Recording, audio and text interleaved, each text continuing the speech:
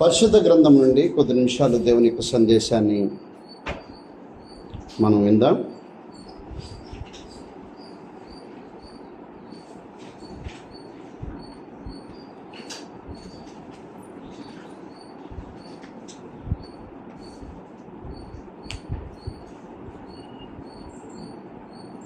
ఏమీ లేదు, ఏమీ లేనిది ఏంటి అనే సమాచారం గ్రంథం నుంచి ఆలోచన చేస్తాం. నథింగ్. జనరల్గా పురుషులు ఇళ్లలో నుంచి బయటికి వెళ్ళినప్పుడు స్త్రీలు మెట్ల మీద ఎక్కడో కూర్చుని ఉంటారు. ఏంటక్క ఏంటి అలా ఉన్నావు అన్నామనుకో, ఏమీ లేదయ్యా, తీవ్రంగా ఆలోచన చేస్తానే ఉంటుంది. కానీ అడిగామనుకో, ప్రశ్న వేసామనుకో, ఏమంటారు? ఏమి లేదా. ఇలా మనుషుల జీవితాల్లో ఎన్నో ఆలోచనలు ప్రత్యేకంగా జరుగుతూనే ఉంటుంటాయి. కానీ మనం ప్రశ్నిస్తే మాత్రము ఏం లేదండి అంటుంటారు. ఏమి లేకుండా ఉండదు. ప్రత్యేకంగా అన్నీ ఆలోచన చేస్తూనే ఉంటారు, అన్నీ చేస్తూనే ఉంటారు. ఇంట్లో పని చేస్తూనే ఉంటుంది. ఏంటప్ప ఏం చేస్తున్నావు అన్నావు అనుకో, ఏం చేయట్లేదయ్యా అంటే జనరల్గా ఏమి లేదు అన్నటువంటి పదాన్ని ఉపయోగిస్తుంటుంటారు. వాస్తవానికి హృదయంలో ఎంతో బాధ ఉంటుంది. లేకపోతే అనారోగ్యంతో కొట్టుమిట్టాడుతుంటుంటారు, కష్టకాలాల్లో బాధలు పడుతూనే ఉంటుంటారు. కానీ క్రైస్తవులు అనేటువంటి వారిని ప్రత్యేకంగా ఏంటి అలా ఉన్నావు అని అన్నామంటే ఏం లేదయ్యా. వాళ్ళ కష్టాన్ని ఇతరులతో షేర్ చేసుకోవటానికి కూడా ప్రత్యేకంగా మనసు రాదు. ఎందుకంటే ఏమి లేదు అనేటువంటి పదానితో తమ అడ్జస్ట్ అవుతూ జీవితం గడుపుతుంటారు. గ్రంథంలో కూడా ప్రత్యేకంగా ఏమీ లేదు అనేటువంటి విషయాన్ని తెలియజేస్తూ ఉంటుంది. కొన్ని ప్రాముఖ్యమైన సంగతి ఆలోచన చేస్తాం. లోకసు వార్త 23వ అధ్యాయం మనం చదువుకున్న లేఖన భాగంలో ఒక విశేషమైన మాట ఉంటుంది. 39వ వచనం నుంచి మళ్ళీ చదువుతాము. లోకసు వార్త 23వ అధ్యాయం 39వ వచనం నుంచి.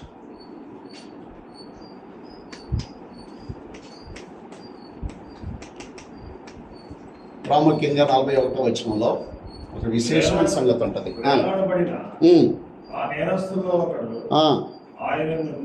ఆయన దూషించుతూ నీవు క్రీస్తువు కదా, నిన్ను నీవు రక్షించుకొనము, మమ్మను కూడా రక్షించమని చెప్పాడు. అయితే రెండోవాడు వాడిని గద్దించి, నీవు అదే శిక్షా విధిలో ఉన్నావు గనుక దేవునికి భయపడవా? మనకైతే ఇది న్యాయమే. జాగ్రత్తగా వినాలి. మనము చేసిన వాటికి తగిన ఫలము పొందుతున్నాము, కానీ ఈయన ఏ తప్పిదము చేయలేదు. ఈయన ఏ తప్పిదము చేయలేదు. ఈయన ఏ తప్పిదము చేయలేదు.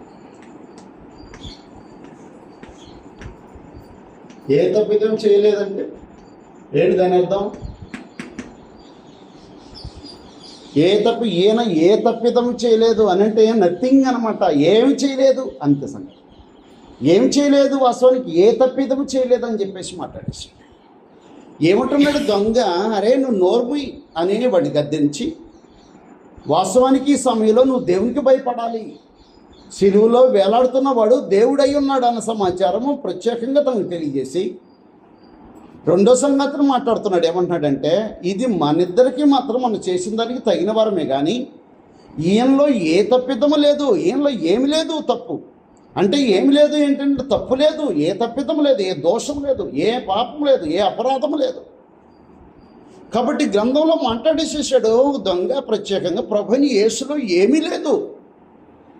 ఏమి లేదు అని అంటే ఏమి లేదు, వాస్తవానికి పాపము లేదు, దోషం లేదు, ఏమి ఏ విధంగా లేదు. వాస్తవానికి ఆయన ఒక్కడే మాట్లాడలేదు.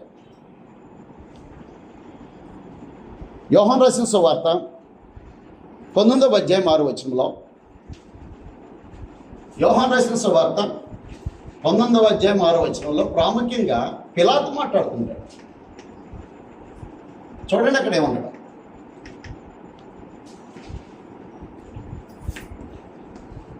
19వ అధ్యాయం 6వ వచనం.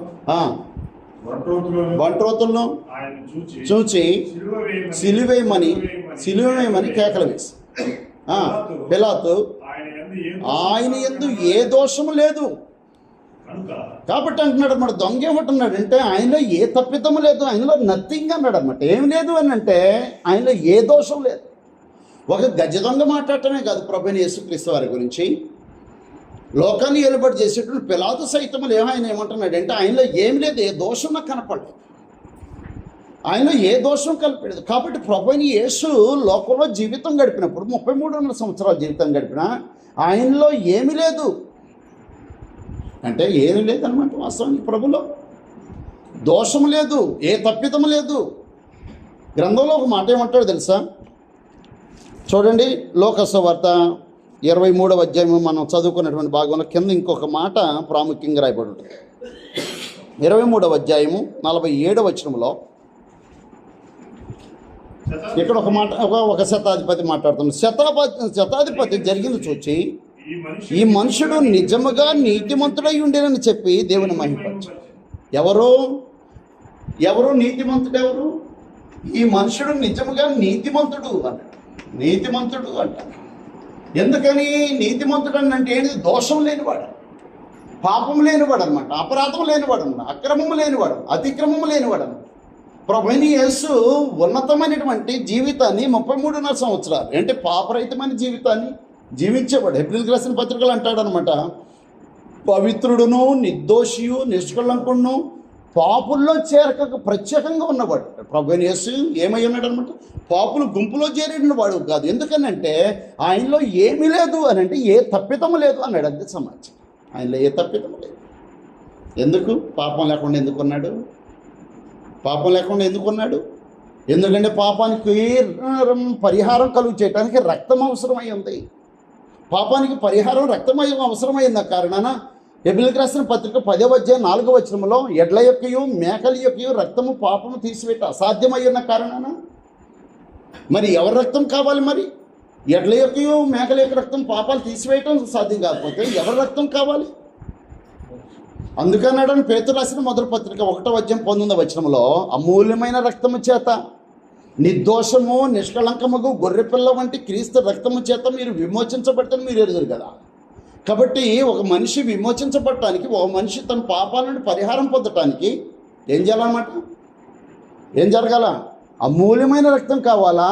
అది నిర్దోషము నిష్కళంకముగు గొర్రెపిల్ల వంటి క్రీస్తు రక్తం కావాలా? ఆ క్రీస్తు రక్తం కోసము, ప్రత్యేక పవిత్రమైన రక్తం కోసము ప్రభువైన యేసు పాపరహితుడిగా జీవితం గడుపుతుంటాడు. మనుషులందరూ శతాధిపతి పరిశీలన చేస్తున్నాడు ఆయన నిజంగా నీతిమంతుడని. పిలాతు మాట్లాడుతున్నాడు. అంటే ఏం చేశాడు అనమాట? మొత్తము స్కానింగ్ చేశాడు ప్రభువైన యేసులో. స్కానింగ్ చేసేసాడు. మొత్తం స్కానింగ్ చేస్తే ఏ దోషం కనపడలేదు పిలాతుకి. కాబట్టి ఆయనలో ఏ దోషం నాకు కనపడలేదని చెప్పేసి మాట్లాడేశాడు. 3వ సమాచారము గ్రంథంలో ప్రాముఖ్యంగా తనని ప్రత్యేకంగా అప్పగించినటువంటి యోధ ఇస్కరియోతు మాట్లాడుతున్నాడు. ఒక మాట చూడండి, మత్తయి వార్త. ప్రియమైన దేవుని పిల్లలారా, మనం జాగ్రత్తగా వినాలి. 27వ అధ్యాయము 3వ వచనంలో, మత్తయి వార్త 27వ అధ్యాయము 3వ వచనం. 27వ అధ్యాయం 3వ వచనం.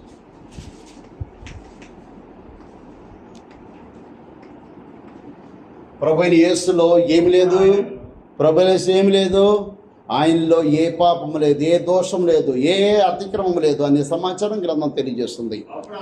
అప్పుడు ఆయనను అప్పగించిన కదా ఆయనకు శిక్ష విధించబడగా చూచి పశ్చాత్తాపడి ఆ 30 వెండి నాణ్యములను ప్రధాన యాజకుల యొద్దకు పెద్దల యొద్దకు మరలా తెచ్చి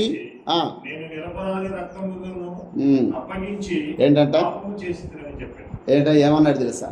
అప్పగించింది నువ్వే కదా, నువ్వే అంటున్నాడు. ఏమంటున్నాడు? మనం అప్పగించింది నేనే, కానీ ఏం జరుగుతుందనండి? ఎవరిని అప్పగించాను? నిరపరాధిని అప్పగించాను. అంటే కింద పుట్టినోట్లు ఏమో రాయబడం తెలుసా? నీతిమంతుడు అంటాడు అనమాట. నిరపరాధి అనమాట. వాస్తవానికి ఒక సంగతి ఏంటంటే పాపుల్లో చేరక ప్రత్యేకంగా ఉన్నవాడు అంటే ఆయన నిరపరాధి, నీతిమంతుడు, ఆయనలో ఏ దోషం కనపడలేదు. కాబట్టి అన్ని కోణాల్లో పరిశీలన చేసినా దోషం కనపడలేదు. కారణం ఏంటంటే పాపరహితుడిగా మానవ జాతి కోసం ఆయన శిలువ మరణం అనుభవించాలి. పవిత్రమైన రక్తాన్ని ధారపోయాల్సిన వస్తుంది. ఆయన రక్తం చేత మనుషులను పరిశుద్ధులను చేయాల్సిన వస్తుంది. అందుకు ప్రభువైన యేసు ఏం లేదనమాట, ఆయనలో ఏ దోషం లేదు. అందుకు హెబ్రీయులకు 10వ వచనంలో ఆయన ఒక్కసారి అర్పించబడుట చేత ఆ చిత్తమును బట్టి మనం ఏమవుతున్నాం అనమాట, పరిశుద్ధపరచబడుతున్నాం అని చెప్పేసి మాట్లాడు. మనం పరిశుద్ధపరచబడుతున్నాం. ఆయన ఒక్కసారి బలిగా అర్పించబడితే మనం పరిశుద్ధపరచబడుతున్నాం. ఆయన ఒక్కసారి అర్పించబడితే మనము దేవుని ఎదుట పరిశుద్ధులమును నిర్దోషములను అలాగే మహిమ కలిగిన వారంగా నిలబెట్టే విధంలో ప్రభువైన యేసులో ఏ దోషం లేదు, అంతే. ఏ తప్పిదం కనపడ. అరే నోరు నువ్వు నేను మనం చేసిన దానికి శిక్ష అనుభవిస్తున్నాం. మన ఇద్దరికి తగిందే. మనలో ఉంది, ఆయనలో లేదు. మనలో ఉంది, ఆయనలో లేదు. ఏంటి మనలో ఉంది? మనలో దోషం ఉంది, మనలో పాపం ఉంది, మనలో అపవిత్రత ఉంది. మనము దోషము దుర్మార్గులము, కానీ ఆయనలో ఏమీ లేదు. పాపము లేదు. పేతురు రాసిన మొదటి పత్రిక 2వ అధ్యాయం 22వ వచనం చూడండి. 2వ అధ్యాయం 22వ వచనం. ఆయన పాపము చేయలేదు, ఆయన పాపము చేయలేదు అన్నాడు. పాపము చేయలేదు. ఆయనలో ఏ కపటం కనబడి, ఆయన దూషించబడి బదులు దూషించాలి. ఆయన శ్రమ పెట్టక న్యాయంగా తీర్పు తీర్చి దేవుని తను అప్పగించుకున్నాడు. ప్రభువైన యేసు పరిశుద్ధుడు. అపోస్తల కార్యగ్రంథంలో ప్రాముఖ్యంగా మాట్లాడుతున్నాడు. 3వ అధ్యాయం అపోస్తల కార్యగ్రంథం 3వ అధ్యాయం అపోస్తల కార్యగ్రంథం 3వ అధ్యాయం గ్రంథంలో ఏమని రాయబడిందంటే 3వ అధ్యాయం 14వ వచనంలో, మీరు పరిశుద్ధుడును నీతిమంతుడైన వారిని నిరాకరించి నరహంతకుడైన మనుషునికి మీరు అనుగ్రహించమని అడిగితిరి. మీరు జీవాధిపతిని చంపితిరి. ఎవరిని చంపారు? మీరు పరిశుద్ధుని చంపారు. మీరు ఎవరిని చంపారు? నీతిమంతుడిని చంపారు. ఎందుకని? ఆయనలో పాపము లేదు, ఆయనలో ఏ దోషము నాకు కనపడలేదు. ఆయన నీతిమంతుడు, ఆయన నిరపరాధి అని చెప్పేసింది గ్రంథం. కాబట్టి ఏమి లేదు ఆయనలో, పాపం లేదు. పాపము లేని పరిశుద్ధుడిని నువ్వు అంగీకరించాలి, కానీ తృణీకరించడం ఏంటి? ఆయన రక్తం ద్వారా నువ్వు పరిశుద్ధుడు అవ్వాల్సిన అవసరం ఉంది, కానీ నువ్వు ఆయన నిరాకరించడం ఏంటి? ఆయన రక్తం ద్వారా మనుషులు నీతిమంతులు అవుతున్నారు అని చెప్పేసాడు ప్రాముఖ్యంగా. కాబట్టి ప్రభువైన యేసు ఆయనలో ఏమి లేదని అంటే పాపము, దోషము ప్రత్యేకంగా లేదని చెప్పేసాడు. నథింగ్. ప్రియమైన దేవుని పిల్లలారా, మీకు అర్థమవుతుందో లేదో? మన ఇద్దరిలో తప్పిదం ఉంది, ఆయనలో ఏ తప్పిదం లేదు అని అంటే ఏంటి? దాంట్లో ఏం కనపడుతుంది అనమాట. ఆయనలో ప్రత్యేకం ఒక జీవన శైలిని మానవ కనులెదురు ప్రదర్శించబడుతుంది, కనపడుతుంది అన్నాడు. ఈనాడు ప్రభువైన యేసుక్రీస్తు వారిని ఏదో గుడ్ ఫ్రైడే రోజో లేదా ఏదో ఈస్టర్ రోజో ఆయన ఏదో మా ప్రభు చనిపోయాడు అనేటువంటి భావంతో జీవితం గడపటం కాదు. వాస్తవానికి ఆయన నీ ఎదుట ఒక విచిత్రమైన జీవితాన్ని, ఒక మాదిరికరమైన జీవితాన్ని ప్రదర్శించాడు. ఈనాడు నీవు నేను ఆయన జీవితాన్ని అనుసరించి జీవితాన్ని కొనసాగించాల్సిన అవసరం. ఆయన నీకు మోడల్. వాస్తవానికి నిద్ర వస్తుందా ఎవరికన్నా?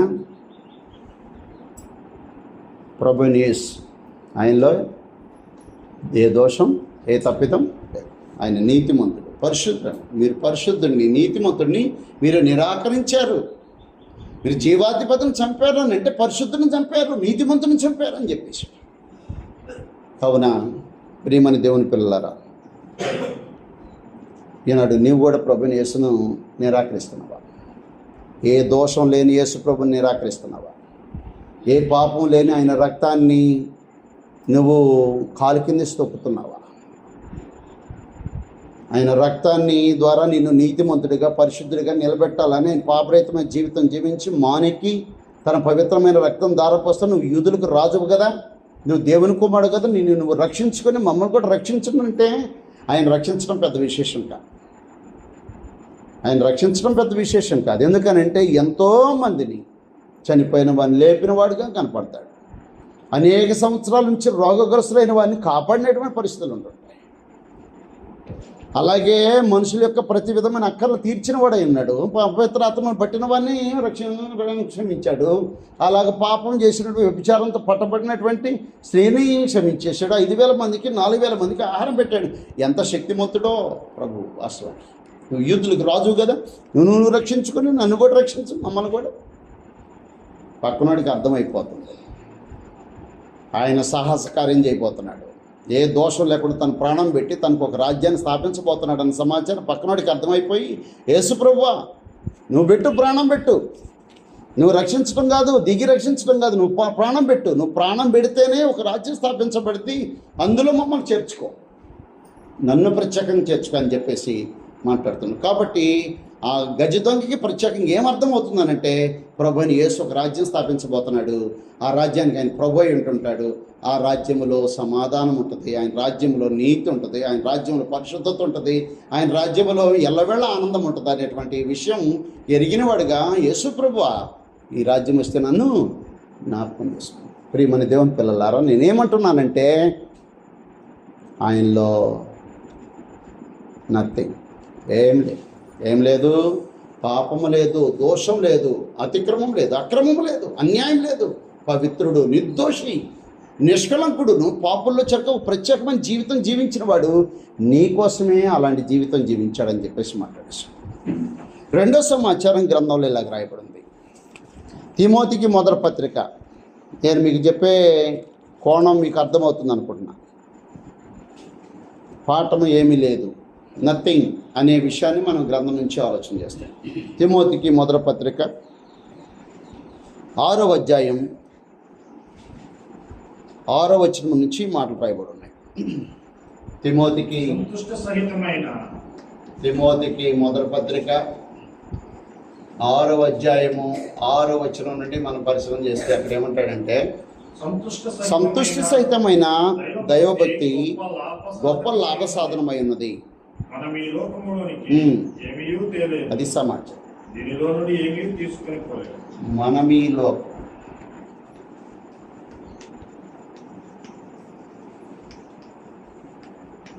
ఏమీ తీయలేదంటే, ఏమీ తేలేదంటే ఏంటి? నథింగ్. నువ్వేమి తీసుకురాలేదు అని ఎవరికి తెలుసు? నువ్వేమి తీసుకురాలేదన్న సంగతి ఎవరికి తెలుసు? మనం ఈ లోకంలోనికి ఏమీ తేలేదు అన్నాడు అన్న. ఏమి తీసుకురాలేదంటే, ఏమి తేలేదంటే నువ్వు పుట్టేటప్పుడు, తల్లి గర్భంలో పుట్టేటప్పుడు ఏమి తేలేదన్న సమాచారం ఎవరికి తెలుసు? ఎవరికి తెలుసు? ప్రత్యేకంగా ఏబు గ్రంథంలో ఒక మనిషికి తెలుసు. చూడండి ఒకసారి, ఏబు గ్రంథంలో ఒక మనిషికి తెలుసు అనమాట. ఎవరో నీలాంటి మనిషి, నాలాంటి మనిషి. ఆయనకు ఒక ప్రత్యేకమైన జీవితం ఉంది. నీలాగా నాలాగా కాదు, ఆయన ఒక విశేషమైన వాడుగా కనపడుతుంటుంటాడు. ఏంటనమాట? గ్రంథంలో ఇలాగ రాయబడింది. ఏబు గ్రంథము 1వ అధ్యాయం 2వ వచనంలో, అతనికి 7 కుమారులు 3 కుమార్తెలను కలిగిరి. అతనికి 7,000 గొర్రెలు, 3,000 ఒంటెలు, 500 జతల ఎడ్లను, 500 ఆడగాడిదలు కలిగి, బహుమంది పనివారు కలిగి అతనికి ఆస్తిగా ఉండేది కనుక తూర్పు దిక్కు జనుల్లో అతడే గొప్పవాడిగా ఉంది.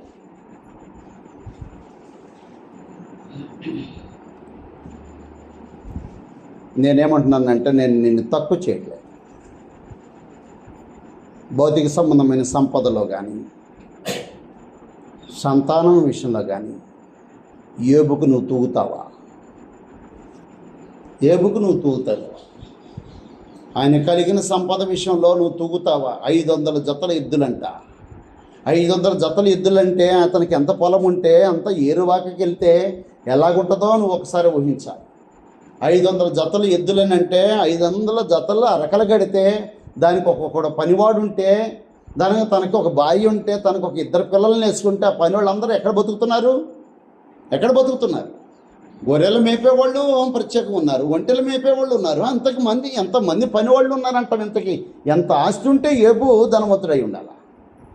ఒక సంగతి ఏంటంటే, అంత ధనికుడైనటువంటి ఏబు మహాభక్తిపరుడై, దేవుని యందు భయభక్తులు కలిగిన వాడై, నీతిమంతుడై, ప్రత్యేకంగా చెడుతనాన్ని అసహించుకున్నవాడై జీవితం గడుపుతున్న కాలంలో ఏం జరిగిందనమాట? 13వ వచనం. ఒక దినమని ఏబు కుమారులు కుమార్తెలు తమ అన్న ఇంట భోజనం చేయొచ్చు, ద్రాక్షసం పానం చేయుచుండగా ఒక దూత అతని యుద్ధకు వచ్చి ఎద్దులు నాగలు దున్నుచు గాడిదలు వాటి సమీపం మేయుచుండగా, ఎద్దుల నాగలు దున్నుతున్నాయి అంటే ఎన్ని దున్నుతున్నాయి? ఎద్దులు నాగలు దున్నుతున్నాయి అంటే ఎన్ని దున్నుతున్నాయి? 500 అరకలు దున్నుతున్నాయి అన్నమాట. 500 అరకలు దున్నుతున్నాయి అంటే పొలం ఎంత ఉండాలా? పొలం ఎంత ఉండాలా? ఎంత ఆస్తిపరుడు నువ్వు ఊహించు. వాస్తవానికి నువ్వు ఊహించు అసలు ఎంత ధనికుడో ఏబు. 500 జతలు ఎద్దులు నాగలు దున్నుచు గాడిదలు వాటి సమీపం మేయుచుండగా, శబాయినీములు వాటి మీద పడి వాటిని పట్టుకుని పోయి ఖడ్గముతో పనివారిని హతం చేసిరి. ఎంతమందిని చంపారు వాళ్ళు? పనివాళ్ళని అందరం చంపారంట. పక్క దేశపు వాళ్ళు వచ్చేసి ఏం చేశారు? పనివాళ్ళందరం చంపేశారు. అరకలు దున్నుతున్నాయి. 500 అరకలు దున్నుతుంటే 500 మందిని చంపాడు, ఒకడు మిగిలి ఉన్నాడు అనేది దాని అర్థం. అక్కడ పక్కన ప్రత్యేకంగా గాడిదలు మేస్తున్నాయి. గాడిదలు మేపుతున్న వాళ్ళు ఎంతమంది మేపుతున్నారు? అంతమందిలో అందరూ చనిపోయాడు, ఒకడే మిగిలాడు. అందరి మధ్య మాట్లాడేశాడు అనమాట. ఖడ్గముతో వారి వారిని హతం చేసి, జరిగింది నీకు తెలియపుటకు నేను ఒక్కడే తప్పించుకొని వచ్చున్నాను నేను. అతడు ఇంకా మాట్లాడుచుండగా మరొకడు వచ్చి దేవుని అగ్ని ఆకాశం నుండి పడి గొర్రెలను పనివారిని రగలబెట్టి కాల్చివేసెను. దానికి నేను తెలుపుటకు నేను ఒక్కడిని తప్పించుకొని ఉన్నానని. అతడు ఇంకా మాట్లాడుచుండగా మరొకడు వచ్చి కల్దీలు 3 సమూహములుగా వచ్చి ఒంటెల మీద పడి వాటిని తోలుకొని పోయి ఖడ్గముతో పనివారిని చంపిరి. నీకు తెలియజేయుటకు నేను ఒక్కడిని తప్పించుకొని వచ్చి ఉన్నానని. అతడు మాట్లాడుచుండగా మరొకడు వచ్చి నీ కుమారులు నీ కుమార్తెలు తన అన్నయ్యంట అన్నపానంలో చేయొచ్చు ద్రాక్షరసం పానం చేయుచుండగా గొప్ప సుడిగాలి అరణ్య మార్గమును వచ్చి ఆ ఇంటి 4 మూలం కొట్టగా అది యవనుల మీద పడినందున వారు చనిపోయారు. దాన్ని నీకు తెలియజేయుటకు నేను ఒక్కడిని తప్పించుకొని వచ్చున్నానని. అప్పుడు ఏబు లేచి తన పై వస్త్రమును చింపుకొని తల వెంట్రుకలు గురిగించుకొని నేల మీద సాష్టంగా పడి నమస్కారం చేసి ఇట్లని, నేను నా తల్లి గర్భము నుండి దిగంబరినై వచ్చిందని. దిగంబరినై అక్కడికి వెళ్ళేదని. ఎవరికి తెలుసు? ఏమి తేలేదన్న సమాచారము ఎవరికి తెలుసు? మహాభక్తిపరుడని ఏబుకు తెలుసు, నీతిమంతుడని ఏబు తెలుసు ప్రత్యేకంగా. అలాగే న్యాయవంతుడని ఏబు తెలుసు, చెడుతనం అసహించుకున్న ఏబు తెలుసు. ఏబు తెలుసు అని అంటే సమస్తాన్ని కోల్పోయినటువంటి ఏబుకు తెలుసు, కలిగి ఉన్న ఏబుకు కాదు. అన్నీ కోల్పోయినటువంటి ఏబుకు తెలుసు. ఏం తెలుసు అనమాట? తల్లి గర్భమందు ఏ రీతిగా వచ్చానో ఆ రీతిగా. అంటే ఏంటన్నమాట ప్రత్యేకంగా? నేను వచ్చినప్పుడు ఏమి లేకుండా వచ్చాను. నథింగ్, ఏమి లేకుండా వచ్చేసి ఈనాడు భూమి మీద జీవితం గడిపెట్టుకుని మనము ఇది నాది, అది నాది, ఇది నాది, ఇది నాది, అది నాది అని మనం కొట్టుకులాడతాం. గ్రంథంలో ఏమంటున్నాడు ప్రత్యేకంగా? మనం ఈ లోకంలోనికి ఏమీ తీసుకురాలేదు. నథింగ్ అనమాట. మనుషులందరూ నథింగ్ అనమాట. తల్లి గర్భమందు దిగంబరిగా వచ్చేసాడు ప్రాముఖ్యంగా. తన రక్తాన్ని ప్రత్యేకంగా అమర్చి లోపల దేహంలో పెట్టి ఎముకను పొదికి రూపాన్ని ఇచ్చి దేవుడు విశేషమైన తన చేతితో ఒక రూపం తయారు చేసి నీకు ఒక అద్భుతమైన రూపాన్ని ఇచ్చి లోపల వచ్చేసి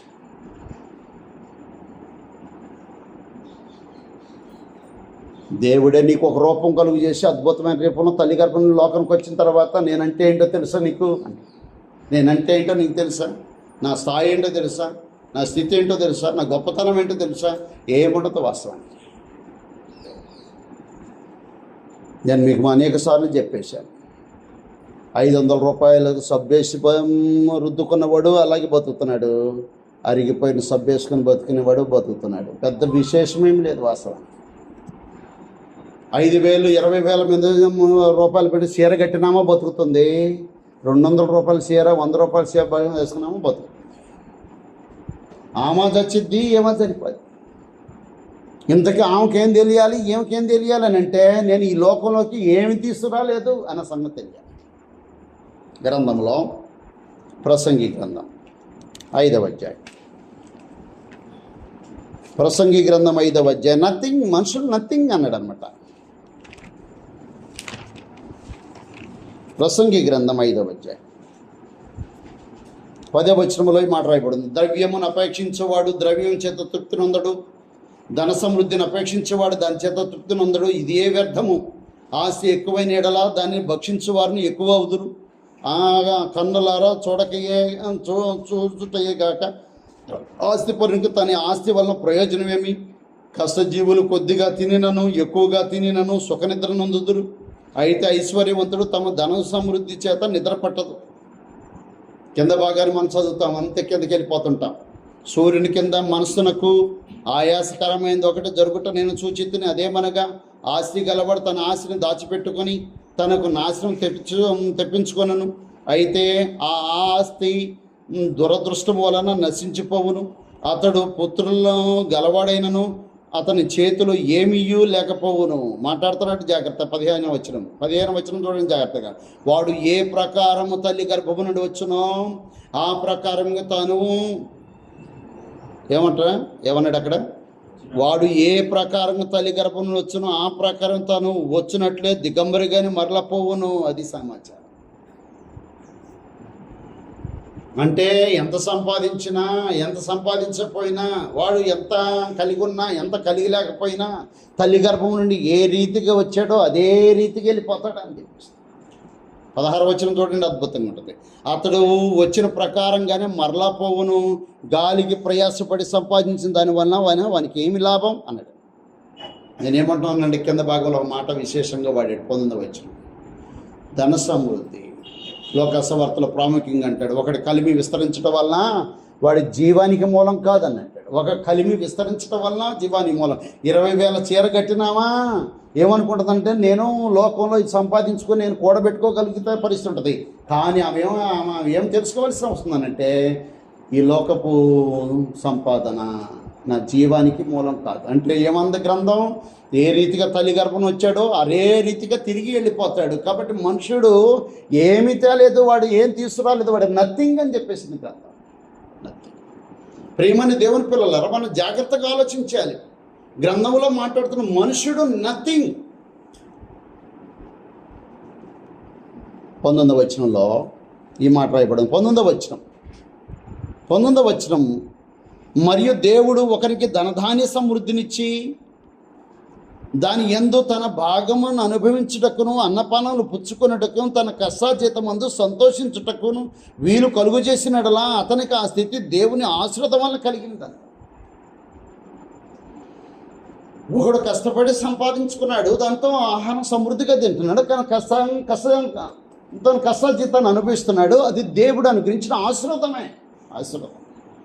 కానీ ఏమంటున్నాడు అనమాట, తను ప్రత్యేకంగా గ్రంథం ఏమి ఇష్టం సెలవిచ్చిందంటే తాను నథింగ్ అన్న సంగతి జ్ఞాపకం చేసుకోవాలి. నేను ఏమీ లేదు, దేవుడు అనుగ్రహించిన భాగ్యం అది.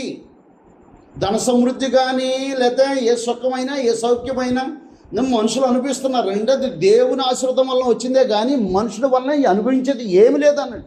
మనుషుల వల్ల సాధించేది ఏంటి? మనం దేని మీద మనసు పెడుతుంటాం? వాస్తవానికి ధనధాన్య సమృద్ధిని ఎవరు అనుగ్రహిస్తారు? ఎవరు అనుగ్రహిస్తారు? సుఖాన్ని సౌఖ్యాన్ని ఎవరు అనుగ్రహిస్తారు? అనుగ్రహించేది ఎవరు? మనమేమంటాం? నేను కష్టపడి అంటాం. నేను కష్టపడి అంటే కష్టపడటం దేవుడు అనుగ్రహించిన భాగ్యం. అది కష్టపడటం దేవుడు అనుగ్రహించిన. కానీ అక్కడ ఏమంటాడంటే ఇది నాది, నేను అనే ఒక ప్రత్యేకమైన పదాన్ని ఉపయోగిస్తుంది. కాబట్టి గ్రంథంలో మాట్లాడుతున్నాడు, మనం ఈ లోకంలోనికి ఏమీ తేలేదు, మనం ఈ లోకానికి ఏమి తీసుకురాలేదు. కాబట్టి గ్రంథంలో దేవుడు అనుగ్రహించిన కాలం ఎలా ఉండాలి, ఎలా జీవించాలి, గ్రంథంలో ఎలా రాయబడింది. 3వ అధ్యాయం ప్రసంగి గ్రంథం 3వ అధ్యాయం 12వ వచనంలో కావున సంతోషంగా ఉండుట కంటేను తన బ్రతుకును సుఖంగా వెళ్ళబుచ్చుడు కంటేను శ్రేష్టమైనది నరులకు లేదని నేను తెలుసుకుంటాను. ఎప్పుడు దేవుడు నీకు ధనధాన్య సమృద్ధి ఇచ్చి దాంట్లో నువ్వు సుఖంగా జీవితం గడిపే భాగ్యాన్ని అనుగ్రహించినప్పుడు దానిలో నువ్వు దేవునిపై ఆధారపడి జీవితం గడపాల్సిన వస్తుంది. దేవుని మీద నమ్మకం ఉంచాలి అన్నాడు. దేవుని మీద నమ్మకం ఉంచాలి, దేవుని మీదే నమ్మకం ఉంచాలి. కాబట్టి గ్రంథంలో ఏమంటున్నాడంటే, ఒకటి నథింగ్, ప్రభువైన యేసుక్రీస్తులో ఏ పాపము లేదు, ఆయనలో ఏ తప్పిదము లేదు. రెండోది మనం ఈ లోకానికి వచ్చినప్పుడు ఏమీ తెలియదు. ఏదైనా ఉందనుకో తల్లిదండ్రులు సంపాదించారు, తాతలు ముత్తాతలు సంపాదించారు, మనం ఏం సంపాదించాలి. తర్వాత మనం ఏదైనా దేవుడు యొక్క ఆశీర్వాదం వల్ల మనం ఏదైనా సంపాదించి పెడితే అది ఉన్నంతకాలం ఉన్న తర్వాత పిల్లలకు దాచిపెడితే ఏం చేస్తుంటారన్నమాట. అది మనకి మన తండ్రులు మన తాతలు ఇచ్చినట్టుగా మళ్ళీ తర్వాత మన పిల్లలకి మనం ఏం చేస్తాం, అది దేవునికి ఇస్తాం. అది దేవుని దీవెనికి ఇవ్వటమే. కాబట్టి ఒకరి కలిమి విస్తరించడం వలన అతని జీవానికి మూలం కాదు. మన జీవానికి ధనధాన్య సమృద్ధి కాదు. మన జీవానికి వాస్తవానికి సుఖం సౌఖ్యం కాదు. మన జీవానికి ప్రాముఖ్యంగా ఎవరు అవసరమైంది? నేనే మార్గమును సత్యమును జీవము, నా ద్వారా తప్ప ఎవడు పరలోకానికి తండ్రి దగ్గరికి రాడు. ఎవరి ద్వారా పోవాలి మనం? మన జీవానికి మూలం ఏంటి? గ్రంథం మాట్లాడుతుందన్నమాట. యోహాను రాసిన సువార్త 10వ అధ్యాయం 10వ వచనంలో, 10వ అధ్యాయం 10వ వచనము, యోహాను రాసిన సువార్త 10వ అధ్యాయం 10వ వచనం, దొంగతనమును హత్యను నాశనం చేయటకు వచ్చును కానీ మరి దేనికి రాడు? గొర్రెలకు జీవం కలుగుటకును అది సమృద్ధిగా కలుగుటకు నేను వచ్చితనని మీతో చెప్పుచున్నాను. ఏం చేస్తాడు? మన గొర్రెలకు జీవమును కలుగుటకు అది సమృద్ధిగా కలగాలి. ప్రభుని యేసుక్రీస్తు ద్వారా జీవం ఉంది, ఆయనలో జీవం ఉండెను, ఆ జీవం మనుషులకి వెలుగై ఉండెను. ఆరిపోయే దీపాన్ని వెలిగించకుండా పోయే జీవం అది, చచ్చిపోయిన వాడిని బతికించే జీవం అది.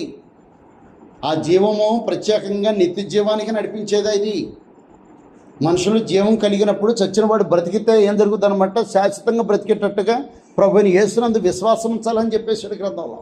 నా యందు విశ్వాసం ఉంచేవాడు ఎన్నడికి చనిపోడు, ఒకవేళ బతికిన వాడు కూడా ఎన్నడు చావడని చెప్పేసాడు అనమాట. చచ్చిన వాడు బతికడానికి, బతికిన వాడు ఇంక మళ్ళీ అన్నాడు చావడం అంటే దాని అర్థం ఏంటి? యుగ యుగాలు జీవం కలిగి ఉంటాడు. కావున ప్రియమైన దేవుని పిల్లారా, గ్రంథం ఏమంటుందంటే నీ ఆత్మ సంబంధమైన జీవానికి భౌతిక సంబంధమైనటువంటి సంపద దేనికి పనికిరాదు.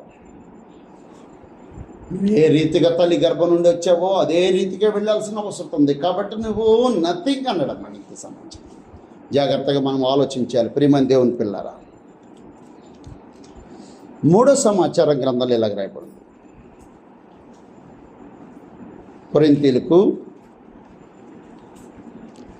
మొదటి పత్రిక, కొరింథీయులకు మొదటి పత్రిక 4వ అధ్యాయం.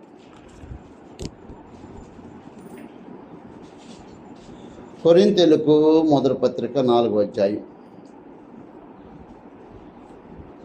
3వ వచనం నుంచి ఈ విధంగా రాయి. ఈ చేతనైన ఏ మనిషిని చేతనైనా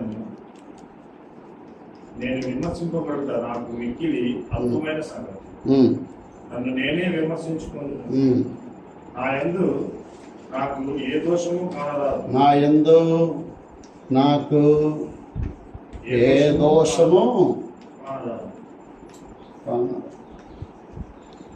నీ మనస్సాక్షి ఎప్పుడైనా నిన్ను నీతిమంతుడిగా నిలబెట్టిందా? నీ మనస్సాక్షి నేను సత్యాన్ని అనుసరిస్తున్నానని చెప్తుందా? నా మనస్సాక్షి నేను నిత్య జీవానికి వెళ్ళటానికి నేను సిద్ధంగా ఉన్నానని చెప్తుందా? నీ మనస్సాక్షి ప్రత్యేకంగా తప్పు చేస్తున్నాను, తప్పు చేయట్లేదని ఏదైనా నిజంగా చెప్తుందా? ఆలోచించేయాలి. అపోస్తలుడైన పౌలు మాట్లాడుతున్నాడు. ఏమంటున్నాడు తెలుసా? నా యందు నాకు ఏ దోషము ఏంటంటే నాలో ఏ దోషము నాకు కనపట్టలేదు అని. ఏమి లేదు, నా చేసిన నా దోషము నాలో ఏమి లేదు అన్నాడు అనమాట. నథింగ్, నాలో నథింగ్, ఏమి లేదు, దోషం ఆయనలో కనపట్టలేదంట. తన మనస్సాక్షి నీట్గా కల్మషం తోచుకోకుండా జీవితం గడుపుతున్నట్టు కనపడుతుంది.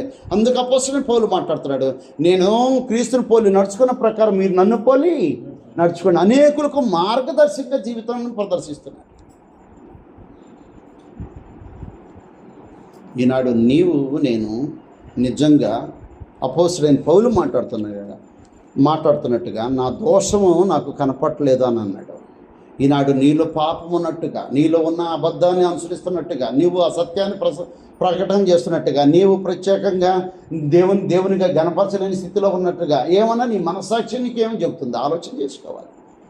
మాట్లాడుతున్నమాట నీలో ఏ దోషం కనపడకుండా ఉండాలన్నమాట. ఏ దోషం కనపడకుండా ఉండేటట్టుగా ఉండాలంటే నువ్వు సత్యాన్ని అనుసరించాలి.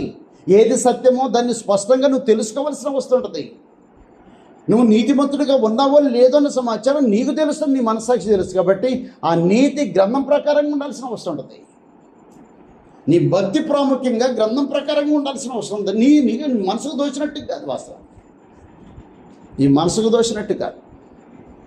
గ్రంథం తెలియజేస్తుంది. ప్రియమైన దేవుని పిల్లలు, అపోస్తలుడైన పౌలు మాట్లాడుతున్నా, నా యందు నాకు ఏ దోషం కనపడలేదు. ఎందుకంటే యూదుడికి యూదుడిగాను, అన్యుడికి అన్యుడిగాను నేను కనపరుచుకున్నాను. శ్రమ పడుతున్నా శ్రమ లేనివాడుగా, లేదా ఇరుకును పడుతున్నా ఇరుకులో పడినటువంటి వాడుగా, లేకపోతే కష్టకాలంలో ఉన్న కష్టం లేనివాడుగా, బెదిరించబడుతున్నా బెదిరించకే మేము లోను కానీ అంటున్న వాడిగా జీవితం గడుపుతున్నామని చెప్పేసి మాట. ఎందుకంటే ప్రభు కోసం తాను సమస్తం తగ్గించుకొని జీవితం గడుపుతున్నవాడు. అపోస్తలుడైన పౌలు మాట్లాడతాడు, ప్రభువారికి ముమ్మారు ప్రార్థన చేశాడంట. తనలో ఉన్న ఏదో బలహీనత పోవటానికి ముమ్మారు ప్రార్థన చేశాడంట. కానీ ప్రభుని యేసు అన్నాడంట, మాట్లాడుతున్నాడు, నా కృప నీకు చాలు. తను ఇచ్చిపోకుండా నిమిత్తము ఏం చేస్తున్నాడనమాట, తను ఇచ్చిపోకుండా నిమిత్తము ఏం చేస్తున్నాడంటే ఆ ముళ్ళు తనలో ఉండాలని చెప్పేసి మాట్లాడు, నా కృప నీకు చాలు అన్నాడు. కాబట్టి నేను ఇచ్చిపోకుండా ఉండటానికి తన కృపను నాకు తోడుగా ఉంచేశాడు. కాబట్టి నాలో ఏ దోషం లేదు అన్నాడు. కనపట్లేదు నా దోషం, నాలో నథింగ్, ఏం కనపట్లేదు. నీలో ఏమైనా ఉందా దోషం? ఆలోచన చేయాలి. దోషం నీలో ఏమైనా ఉందా? ప్రభుని యేసునన్నట్టుగా ఆయనలో ఏ దోషం లేదన్నాడు. ఇదిగో ఏం మాట్లాడుతాను, నాలో ఏ దోషం లేదన్నాడు. కాబట్టి ఈనాడు నీవు నేను దేవుని కన్నులు ఎదుట పరిశుద్ధులుగా నిర్దోషులుగా జీవితం గడపాలి. మనుషుల కళ్ళకి దోషులుగా కనపడవచ్చు, దోషం లేకపోయినా. దోషం ఉన్న దోషం లేనట్టుగా కనపడవచ్చు, న్యాయానికి వాస్తవానికి.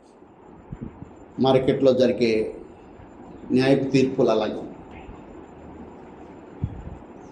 నల్ల కొట్టేసుకున్న వాళ్ళు న్యాయంగాను తిప్పిపెట్టే వాళ్ళు అయి ఉంటుంటారు. కానీ వాస్తవానికి నీ మనస్సాక్షి తెలుసు, నువ్వు న్యాయాన్ని అనుసరిస్తున్నావు, అన్యాయాన్ని అనుసరిస్తున్నావు. నువ్వు ధర్మాన్ని పాటిస్తున్నావో అధర్మాన్ని పాటిస్తున్నావో నీ మనస్సాక్షి తెలుసు. కాబట్టి అపోస్తలుడైన పౌలు తనంతా తానే ఉంటాడు. అంటే నా యందు ఏ దోషం నాకు కనపట్లేదు.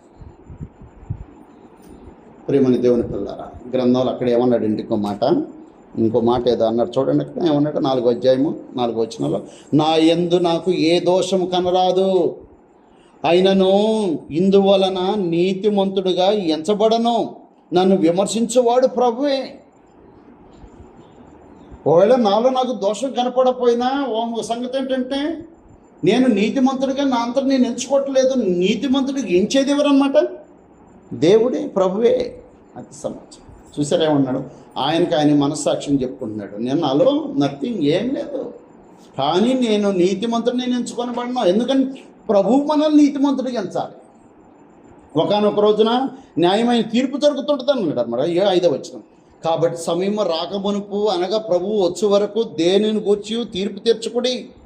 ఆయన అంధకారం అందులో రహస్యములో వెలుగులోనికి తెచ్చి హృదయంలోని ఆలోచన బయలుపరిచినప్పుడు ప్రతి వానికి తగిన మెప్పు దేవుని వల్ల కలుగును అన్నాడు. ఎప్పుడు జరుగుతుందన్నమాట తీర్పు? అపోస్తల కార్యగ్రంథం 17వ అధ్యాయంలో మాట్లాడుతున్నాడు. అపోస్తల కార్యగ్రంథం 17వ అధ్యాయం 30-31 వచనంలో, 17-30-31 వచనంలో, ఆ అజ్ఞాన కాలమున దేవుడు చూడనట్టుగా ఉండెను. ఇప్పుడైతే అంతటను అందరిని మారు మనసు పొందవలన మనుషులకు ఆజ్ఞాపించున్నాడు. ఎందుకనగా తాను నియమించిన మనుషుని చేత నీతిని అనుసరించి, అదిగో నీతిని అనుసరించి మాట్లాడుతున్నాడు అన్నమాట. భూలోకమునకు తీర్పు తీర్చబోయాడు, ఒక దినం నిర్ణయించేశాడు. నీతిని అనుసరించి తీర్పు తీర్చడం జరుగుతుంటుందని చెప్పేశాడు అన్నమాట.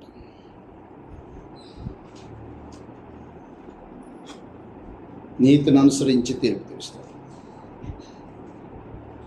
ఇక దేన్ని బట్టి తీర్పు తీరుస్తాడు? రోమిలికి రాసిన పత్రిక చూడండి ఒకసారి.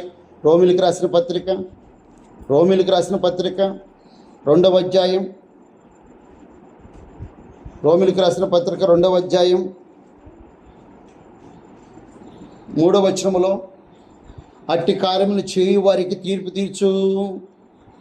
తీర్చుచు వాటినే చేయించిన మనుషుడా, నీవు దేవుని తీర్పును తప్పించుకుందువని అనుకుందువా? లేదా దేవుని అనుగ్రహం మారు మనసు పొందుటకు నేను ప్రేరేపించినది ఎరుగక ఆయన అనుగ్రహేశ్వర్యం సహనము దీర్ఘశాంతం తృణీకరించదవా? 5వ వచనం చూడండి, నీ కాఠిన్యమును మార్పు పొంద నీ హృదయమును అనుసరించి ఉగ్రత దినమందు అనగా దేవుని న్యాయమైన తీర్పు బయలుపరచబడినందు దినమందు నీకు నీవే ఉగ్రతను సమకూర్చుకుందువు అన్నాడు అనమాట. దేవుని తీర్పు న్యాయంగా ఉంటుంది అన్నాడు అనమాట. రక్త సమాచారం నీతిని బట్టి తీర్పు తీరుస్తాడు, న్యాయాన్ని బట్టి తీర్పు తీరుస్తాడు. కానీ నాలో ఏ దోషం కనపడకపోయినా నేను నీతిమంతుడిని ఎంచుకొను. ఒకానొక రోజున ప్రభు ప్రత్యక్షమైనప్పుడు ఆయన నీతి కలిగినటువంటి, న్యాయం కలిగినటువంటి తీర్పు తీరుస్తాడు. అప్పుడు నాకు వచ్చే మెప్పు నాకు వస్తుంది, నీకు వచ్చే మెప్పు నీకు వస్తుంది అని చెప్పేసి హెచ్చరిక చేశాడు. నిజంగా ప్రభుని యేసు ప్రత్యక్షమైనప్పుడు నీకు వచ్చే మెప్ప లేకపోతే ఉగ్రత, నీకు ఘనత వస్తుందా గౌరవం వస్తుందా, ఏం జరగబోతుందో రేపు ప్రభుని యేసుక్రీస్తు ప్రత్యక్షమైతే? నువ్వు సత్యాన్ని అనుసరించావనుకో నీకు ఘనత ఉంటుంది, అసత్యాన్ని అనుసరించావనుకో ఘనహీనత ఉంటుంది, ఆ గౌరవం ఉంటుంది. నీవు నిజంగా భక్తి కలిగి ఉన్నావనుకో నీకు మెప్పు ఉంటుంది, లేదు భక్తిహీనత కలిగి ఉన్నావనుకో నీకు దండన ఉంటుంది. కాబట్టి నీ మనస్సాక్షి దేన్ని సిద్ధం చేస్తుంది? నీలో ప్రత్యేకంగా ఏ దోషం లేదని నీ ఎంత నువ్వు చెప్పాల్సిన అవసరం ఉంటుంది. కాబట్టి నా యందు నాకు ఏ దోషం కనపట్ల, నథింగ్, నాలో ఏం లేదు, నథింగ్ అన్నాడు. కాబట్టి నాడు నీలో నాలో ప్రత్యేక పరిశ్రమ చేసుకోవాలి. దేవుడు తన కనుదృష్టి చేత మన హృదయాన్ని పరీక్షిస్తే అక్కడదే మాట అన్నాడు చూసారా? కొరింథీయులకు 4వ అధ్యాయము మొదటి పత్రిక 4వ 5వ వచనంలో అన్నాడు ఆ మాట. కాబట్టి సమయం రాకముని ప్రభువు వచ్చు వరకు దేనిని గూర్చి తీర్పు తెచ్చుకొని ఆయన అంధకారమంద రహస్యములను వెలుగులోనికి తెచ్చి హృదయంలోని ఆలోచనలు బయలుపరిచినప్పుడు అన్నాడు. అంధకారంలో ఉన్నటువంటి సంగతులు బయటకు వస్తాయి, వెలుగులో తీసుకొస్తాడు. లేదా తర్వాత అన్నాడు హృదయంలో ఉన్న వాటిని ఆలోచన బయటకు తీసుకొస్తాడు. నా హృదయంలో ఏం జరుగుతుందో మీకు తెలియదు, చీకట్లో జరిగించేది మనకు తెలియదు. కాబట్టి చీకట్లోది వెలుగు బాహాటంగా కనపడుతుంది. రెండు, హృదయంలో ఉన్నటువంటి ఆలోచనలు చెడుతనము బాహాటంగా ప్రదర్శించబడతాడు. దాన్ని బట్టి దేవుడు ఒకానొక రోజున ఏం చేయబడుతున్నాడు అనమాట. అక్కడ ఏమన్నాడు? ప్రత్యేకంగా ప్రతి వానికి తగిన మెప్పు దేవుని వలన కలుగుతుందని. మెప్పు, మహిమ, ఘనత ఎవరికి వస్తుంది? ఏ దోషం లేదని చెప్పుకునే అపోస్తలుడైన పౌలు మాట్లాడుతున్నాడు. ప్రియమైన దేవుని పిల్లలు, ఈనాడు కూడా నువ్వేం చేయాలన్నమాట? నాలో ఏమి లేదు, నేను నిర్దోషిగా జీవితం గడుపుతున్నా, పరిశుద్ధుడిగా బతుకుతున్నా, నేను నీతిమంతుడిగా జీవిస్తున్నా అనేటువంటి నీ మనస్సాక్ష్యం నీకు సాక్ష్యం ఇచ్చాల్సిన అవసరం ఉంటుంది. పరలోకం పోతామా? పరలోకం వెళ్తామా? ప్రశ్న వేసుకున్నాం అనుకో, వెళ్తామా పరలోకానికి? ఏమైంది? వెళ్ళలేమో అని తలకైంది ఊపటం. వెళ్ళొచ్చు కదా. మనం ఉండలేమా? పరలోకం పోయే సామర్థ్యం లేదా? ఆ జ్ఞానం లేదా? ఆ భక్తి లేదా? విశ్వాసం లేదా? అపోస్తలుడైన పౌలు నాలో ఏ దోషం లేదని అన్నప్పుడు, ఆయన ఉండగలిగినప్పుడు, ప్రభువైన యేసులో ఆయన నా దోషం ఏం లేదని అన్నప్పుడు, ఈనాడు నీలో నాలో మనం పరలోకానికి పోయేటువంటి మార్గాన్ని మనం ఎందుకు సొంతం చేసుకోలేము వాస్తవానికి? కాబట్టి ప్రియమైన దేవుని పిల్లలారా, గ్రంథం తెలియజేస్తుంది ప్రభువైన యేసులో ఏ తప్పిదం లేదు, ఏం లేదు, నథింగ్. రెండోది మాట్లాడుతున్నాడు గ్రంథంలో, మనం ఈ లోకానికి వచ్చినప్పుడు ఏమీ తెలియదు అంటే ఏం లేదనమాట, నథింగ్ అనమాట. మనుషులు ఏం తెలియదు. రెండోది నా యందు అపోస్తలుడైన పౌలు నా యందు ఏమి లేదు, నథింగ్ అని. ఈనాడు నీలో కూడా ఏం లేకుండా ఉండాల్సిన అవసరం. నీ దేహంలో రోగం ఉందా? ఉందని చెప్పచ్చు. రోగం ఉంటే ఉండొచ్చు, వాస్తవం. బలహీనత ఉంటే ఉండొచ్చు. కానీ ఒక సంగతి ఏంటంటే నీ అంతరంగంలో మాత్రం దేవుడు కోరుకున్న పవిత్రత ఉండాల్సిన అవసరం. ఎవరున్నారు ఇలాగ? రోగం కలిగిన వాడు, పవిత్రత కలిగిన వాడు. బయట రోగం ఉంది, లోపల పవిత్రత ఉంది. ఎవరున్నారు? ధనవంతుడు లాజరు కథలో, లాజరు ఎక్కడున్నాడు ఇప్పుడు? అబ్రహాం రొమ్మున ఉన్నాడు. అబ్రహాం రొమ్మున ఉన్నాడు అంటే భూమి మీద ఎక్కడున్నాడు? ఆ యొక్క ధనవంతుడు బల్ల మీద పడే రొట్టె ముక్కలను ఏరుకుని తినేటువంటి స్థితిలో ఉన్నాడు. రోగం చూస్తేనేమో కుక్కలు వచ్చి కురుపులు నాగుతున్నాయి. అంటే దేహం పాడైపోయింది. ఆర్థికంగా బలవంతుడు కాదు. సమాజంలో ఆర్థికంగా బలవంతుడు కానివాడు ఎలాగుంటాడు? నీచంగా చూడబడతాడు. సమాజంలో నీచంగా ఉండవచ్చు, ఆర్థికంగా బలహీనుడిగా ఉండొచ్చు, దేహానికి రోగం బట్టి ఉండొచ్చు. కానీ లోపల అంతరంగం మాత్రం ఏ దోషం లేదు అనే ఒక ప్రత్యేకమైనటువంటి మనస్సాక్షి, కల్మషంతో చూడండి. నా ప్రియమైన దేవుని పిల్లలారా, నీవు నేను ప్రత్యేకంగా ఎలా జీవించాలో గ్రంథం స్పష్టంగా మనకి తెలియజేస్తుంది. 4వ సమాచారం, యాకోబు రాసిన పత్రిక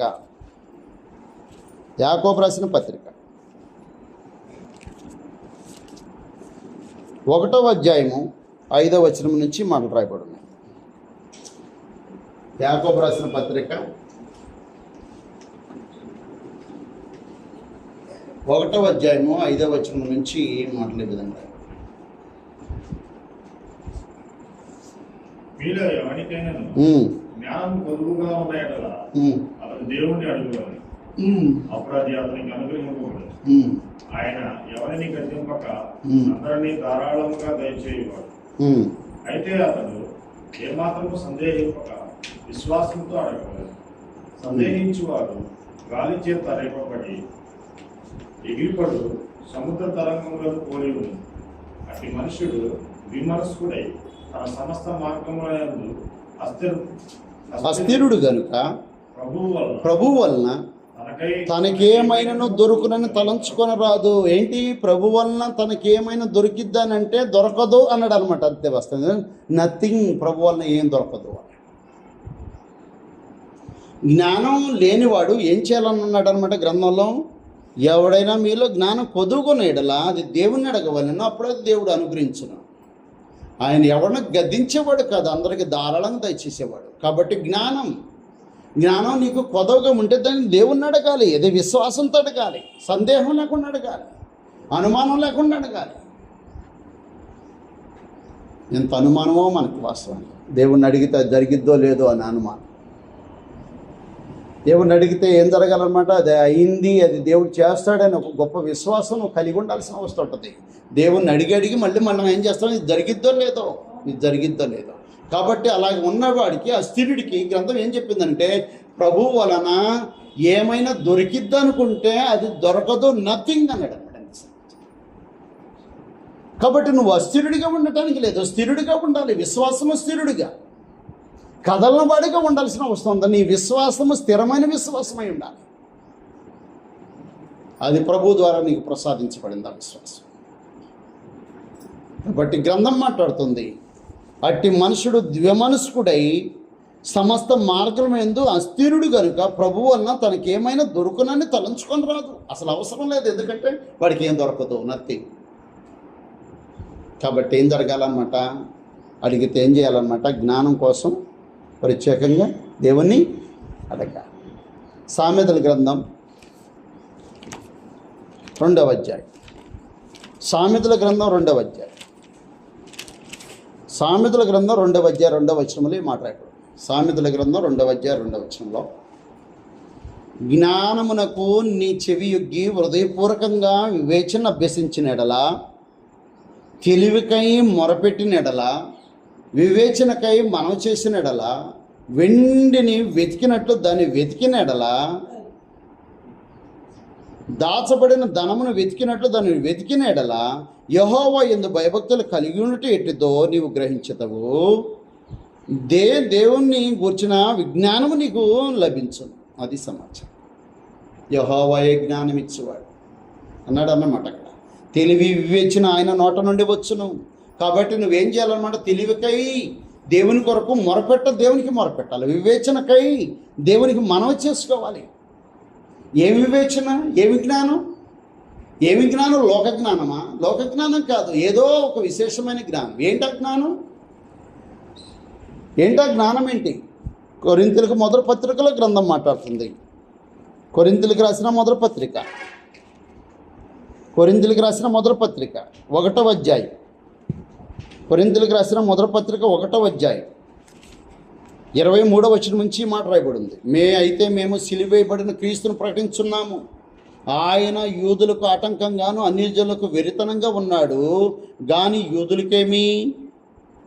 కొరింథీ మొదటి పత్రిక 1వ అధ్యాయం 24వ వచనం, ఆయన యూదులకు ఆటంకంగాను అన్యజనులకు వెరితనంగా ఉన్నాడు కానీ యూదుడికేమి గ్రీసు దేశుడికేమి పిలువబడిన వారికే క్రీస్తు దేవుని శక్తియు ఏమన్నాడు అనమాట, దేవుని జ్ఞానమునై ఉన్నాడు. నీకు జ్ఞానం కొత్తగా ఉందా? దేవుని అడగాలి. కాబట్టి గ్రంథం మాట్లాడుతుంది, దేవుని జ్ఞానము క్రీస్తు అయి అన్నాడు. ఆ క్రీస్తు ఎక్కడి నుంచి వస్తుందన్నమాట? ప్రకటించబడి మేము క్రీస్తుని ప్రకటించుతున్నాము. కాబట్టి గ్రంథంలో 2వ అధ్యాయంలో మాట్లాడుతున్నాడు. 2వ అధ్యాయం 6వ వచనం, పరిపూర్ణమైనటువంటి వారి మధ్య జ్ఞానమును బోధించుతున్నాము. అది ఈ లోక జ్ఞానం కాదు, నిరర్ధకై పోవచ్చున్న ఈ లోకాధికారుల జ్ఞానం కాదు కానీ దేవుని జ్ఞానము మర్మమైనట్టుగా బోధిస్తున్నాము. ఏంటి దేవుని జ్ఞానం మర్మమైనట్టు బోధించేది? అది క్రీస్తుని గురించి బోధిస్తున్నామని చెప్పేశాడు. క్రీస్తుని గురించి బోధిస్తున్నాం, క్రీస్తుని గురించి బోధిస్తున్నాం, ఆయన సిలువను కూర్చిన వార్తను గురించి బోధిస్తున్నాం. అది దేవుని జ్ఞానం. దేవుని జ్ఞానం మర్మమైనట్టుగా బోధిస్తున్నాం. అది లోకాధికారుల జ్ఞానం కాదు, ఈ లోక జ్ఞానం కానీ కాదు. కాబట్టి నీకు జ్ఞానం కొదవగా ఉన్నది ఎడల దేవుని విశ్వాసంతో అడగాలి. ఒకవేళ విశ్వాసం కాకుండా ద్విమనస్కుడై అస్థిరంగా అడిగాడు అనుకో, ఏం జరుగుతుంది? ప్రభు వలన ఏం దక్కాలో అది దక్కకుండా పోతుంది. నథింగ్, ఏముండదు వాడికి. కావున ప్రియమని దేవుని పిల్లలు మనం జాగ్రత్తగా ఆలోచించాలి. ప్రభు వల్ల నీకు ఏదైనా దక్కాలి అనుకున్నప్పుడు ఖచ్చితంగా విశ్వాసంతో అడగాల్సిన అవసరం.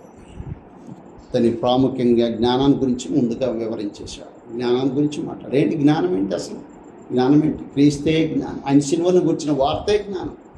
అది దైవ జ్ఞానం, అది లోక జ్ఞానం కాదు. కాబట్టి మానవ జాతికి దాని గురించి ప్రకటించబడతా ఉంది. కాబట్టి అది ఎక్కడి నుంచి ప్రకటించబడాలి? దేవుని జ్ఞానం. ఎఫెసీయులకు రాసిన పత్రిక 3:8 చూడండి.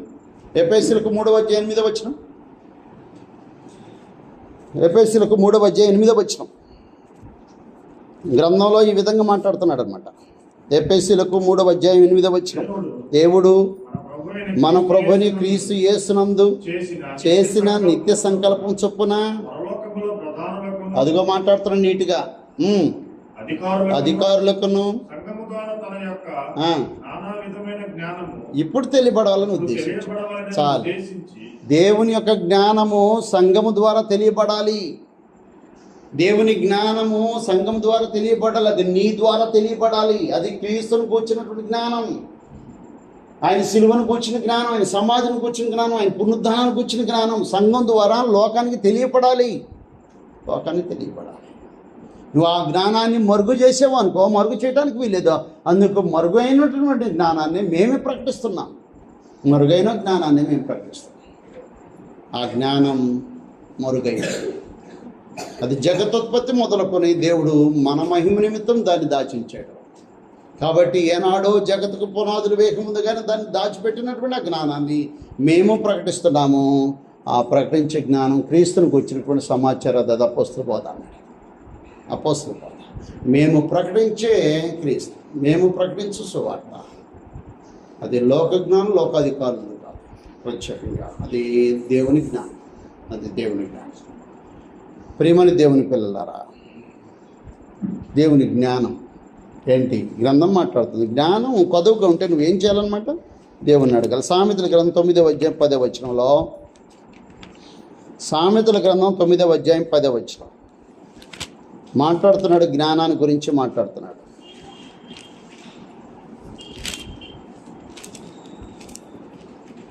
జ్ఞానము అస్థిరుడిగా ఉండి అడిగితే దక్కదది. దేవుని వేడుకో, వివేచన కోసం దేవుని మొరపెట్టుకో. అది దేవుడు అనుగ్రహించే జ్ఞానం. కాబట్టి దాన్ని నువ్వు సొంతం చేసుకో అని చెప్పేసి హెచ్చరిక చేశాడు. 9:10 యెహోవా యందు భయభక్తులు కలిగి ఉంటే జ్ఞానానికి మూలం. పరిశుద్ధ దేవునికి వచ్చిన తెలివియే వివేచనకు ఆధారం.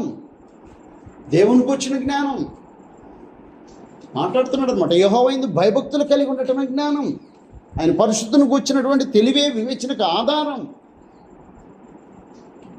నువ్వు దేవునికి వచ్చినటువంటి అనుభవం లేదనుకో, దేవునికి వచ్చినటువంటి ప్రత్యేకమైనటువంటి ఆలోచన లేదనుకో, నువ్వేం జరుగుతుందంటే జ్ఞానం లేనివాడు అని చెప్పేసి మాట. దేవునికి వచ్చిన అనుభవం ఉండాలి.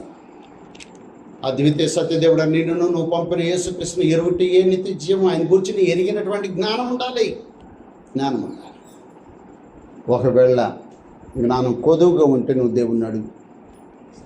ఆ జ్ఞానాన్ని ఇచ్చేది యెహోవాయే. జ్ఞానం ఇచ్చేవాడు, వివేచన ప్రసాదించేవాడు ఆయనలోనే ఉంది. ఆయన గురించి తెలుసుకోవటం, ప్రభుని యేసుక్రీస్తు వారి యొక్క మరణానికి వచ్చినటువంటి వార్తలు వినటం, అది సంఘం ద్వారా ప్రకటించబడటం అనేది దేవుని జ్ఞానం అయి ఉంది. ఆ జ్ఞానం ఒకవేళ కొదవగా ఉందనుకుని అడుగువాడు. అడిగేవాడు ఏ విధంగా అడగకూడదు? విమనస్కుడై అస్థిరుడిగా ఉండి అడగకూడదు. అస్థిరుడు అంటే దాని అర్థం ఏంటి? అడిగి అది పొందలేని స్థితిలో, ప్రభు వలన తనకేమైనా దొరికిద్దేమో అనే లెక్కలోనూ అడగకూడదు. ఏం ప్రయోజనం? విమనస్కుడే అదేమో దొరికిద్దేమో అంటే దొరకదు అన్నాడు. నథింగ్, ఏం దొరకదు మనిషి. కావున ప్రియమని దేవుని పిల్లారా, ఏమి లేదు,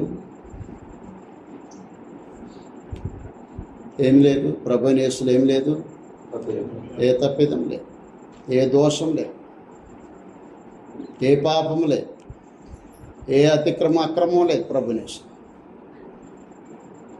ఈనాడు ఆయన ద్వారా మనకి విమోచన ప్రసాదించబడింది. ఆయనలో ఏమీ లేదు కాబట్టే ఆయన రాజ్యంలో మనకు ఒక స్థానం, ఆయన సహవాసంలో ఒక స్థానం, ఆయన కుడిపార్శ్వన కూర్చునేటువంటి ఒక స్థానం, ఒక అద్భుతమైన స్థితిని దేవుడు మనకు అనుగ్రహించబోతున్నాడు. దానికోసమే ప్రభువైన యేసు పాపరహితుడిగా జీవితం గడిపి ఏ తప్పిదం లేనివాడిగా అనేకుల ఎదుట ప్రదర్శించబడుతుంది. కాబట్టి ఆయనలో పాపం లేదు. పాపం లేనివాడి రక్తం ద్వారా నీకు విమోచన ఉంది, నీకు క్షమాపణ ఉంది, నేను పరిశుద్ధి చేసే అవకాశం ఉందని చెప్పేస్తున్నాను. రెండో సంగతి మాట్లాడుతున్నాను ప్రాముఖ్యంగా మనుషుల గురించి మాట్లాడితే ఏమన్నాడు అనమాట, మనం ఈ లోకంలోనికి ఏమి తీసుకురాదు, ఏమీ లేదు, నథింగ్. ఈ మనుషులు ఏం చేయాలి, నథింగ్. వాళ్ళు ఒత్త ఏమి తీసుకెళ్ళి ఎంటీ చేతులతో వచ్చేసారు. దిగంబరులుగా వచ్చారు, దిగంబరులుగానే పోతారు, అంత సంగతి. కాబట్టి లోక సంబంధమైన ధన సంపాదన మనుషుల యొక్క జీవానికి మూలం కాదు. మరి ఏంటి ఆ జీవానికి ఏంటి మూలం? ప్రభువుని యేసే జీవానికి మూలం. కాబట్టి నేనే మార్గం సత్యం జీవం అని చెప్పేసి మాట్లాడాడు. ఆయనలో జీవము నేను, ఆ జీవం మనుషులకి వెలుగొయ్యింది. మూడో సమాచారం అపోస్తలుడైన పౌలు ఏమంటున్నాడంటే, నా యందు ఏ దోషం కనపడలేదు, నాలో ఏ దోషం లేదు, కనపడలేదు. ఎంత పరిశ్రమ చేసినా దొరకట్లేదు. ఎలా తెలుసు నీకు? నా మనస్సాక్షి తెలుస్తుంది వాస్తవానికి, కానీ నేను నీతిమంతుడిని అనుకోను. ఎందుకంటే ఒకానొక రోజు నా ప్రభు దర్శనం ఇచ్చినప్పుడు నాకు వచ్చే మెప్పు నాకు దొరుకుతుంది అని చెప్పేశాడు. కాబట్టి ఈనాడు నీకు నీ మనస్సాక్షి స్పష్టంగా తెలియజేసింది అనమాట. నీకు మెప్పు రాబోతుందో, అవమానం రాబోతుందో, నీకు ప్రత్యేక ప్రతిదండన రాబోతుందో, లేకపోతే నీకు విశ్రాంతి రాబోతుందో స్పష్టంగా నీ మనస్సాక్షి నీట్గా తేటతెల్లం చేసేసింది. కాబట్టి ప్రభువైన యేసు ప్రత్యక్షమైనప్పుడు బాహాటంగా, హృదయంలో ఉన్న ఆలోచన బాహాటంగా, అంధకారంలో ఉన్నాయి వెలుగులోని తీసుకొచ్చే ఓ ప్రత్యేకమైన ఏర్పాటు జరిగి నీకు మెప్పు, మహిమ, ఘనతను లేకపోతే అవమానము అనే సంవత్సరం తెల్లం అవుతూ ఉంటుంది. కాబట్టి మనస్సాక్షిని జాగ్రత్తగా కాపాడుకోవాలి. మనస్సాక్షిని జాగ్రత్తగా కాపాడుకోవాలి. ఆ మనస్సాక్షి మనల్ని నిత్యత్వానికి, నిత్య నరకానికి తీసుకెళ్ళేది నీ మనస్సాక్షి చెప్పింది. ఎవడో చెప్పాల్సిన పని లేదు. మా బ్రదర్ బాగా వాకింగ్ చెబుతాడండి, మా బ్రదర్ బాగానే ఉంటాడు, వీడు సరిగ్గా బతకడు. ఏంటి పరిస్థితి? వీళ్ళు చచ్చిపోయిన తర్వాత అసలు తీర్పు వచ్చింది అనమాట. మెప్పు జరుగుతుందో అవమానం జరిగిందో అప్పుడు తెలుస్తుంది అనమాట. వాస్తవానికి నేనేమంటున్నానంటే మనిషి జీవితం తన మనస్సాక్షిని బట్టి తెలిసిపోతుంది, తనకు తెలుస్తుంది. ఎదుట వేషధారికి ప్రజలు దర్శించవచ్చు, కానీ ప్రత్యేకంగా దేవుడు తెలిసింది. లోకానికి మనుషునేమో భేదవాడు, దరిద్రుడు, అనామకుడిగా ఉన్నాడు, కానీ చనిపోయిన తర్వాత పోయి అబ్రహాం రొమ్మున అనుకున్నాడు. ఈయనేమో చూడటానికి ఎంత హఠాసంగా ఉన్నాడు, చనిపోయాడు, పాతాళంలో బాధపడుతున్నాడు. మనుషుల దృష్టికి మంచివాడిగా కనపడవచ్చు, అది తొదకు దేవుని దృష్టికి మంచివాడు కాకపోవచ్చు. కాబట్టి నీ మనస్సాక్షిని బహు జాగ్రత్తగా కాపాడుకోవాల్సి వస్తుంది. 3-4 సమాచారం ఏమంటున్నాడు అన్నమాట, ఎవరైనా దేవుని అడిగేటప్పుడు ఎలా అడగాల? విశ్వాసంతో అడగాలి. అస్థిరుడిగా అడిగితే ఏం జరుగుతుంది? ప్రభు వలన ఏమీ దక్కదు అన్నాడు. ఏమీ దక్కదు, ప్రభు వల్ల నీకేం దక్కదు. కావున ఆలోచించేద్దాం.